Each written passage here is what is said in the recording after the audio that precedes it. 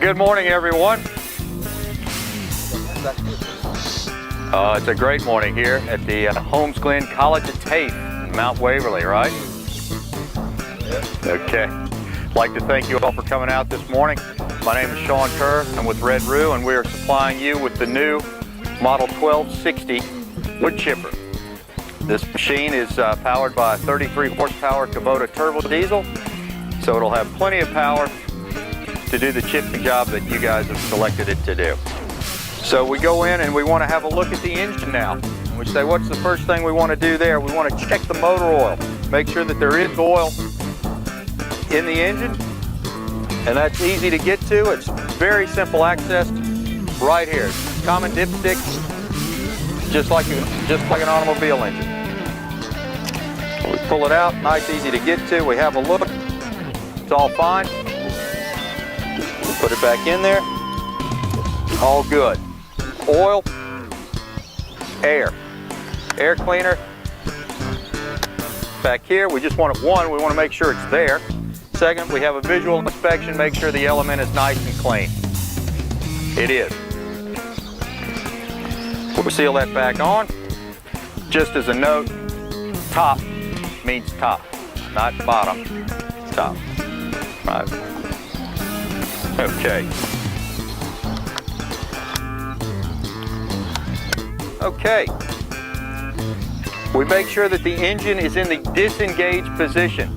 Now this machine features what's called a sliding engine carriage. There's no clutch on the machine. Okay, so to actually engage the cutter wheel, you have a lever right here that actually slides the engine into the belt. And that will engage the cutter disc. Okay? Very simple, easy procedure to do. I'll do a dry run here so you can hear me. We flip this lever back right here. We lift. This is a safety cutout. We lift this up and we simply slide the engine into the lock position. Now that's done only at idle, okay? And you'll feel the engine come under load. Once it's back and settled down, you can then run your RPMs up and begin chipping, okay? And your throttle control is located right here.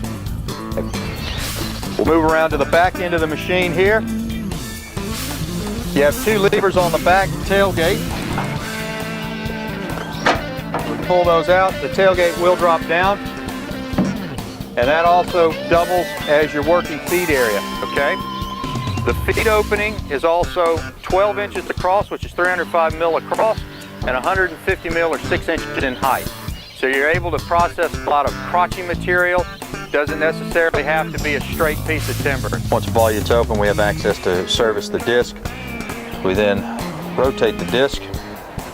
We then pick up on the disc locking mechanism, rotate it into the correct position, and insert the disc lock pin. The disc is now locked into position, which allows us to service and maintain the blades. Once the feed table has been lowered, remove the feed table locking pin from its holder and insert here. This will lock the feed table into position and prevent it from closing during operation. We're now going to access the feed wheel rollers. To do so, we remove the static jack from the front of the machine.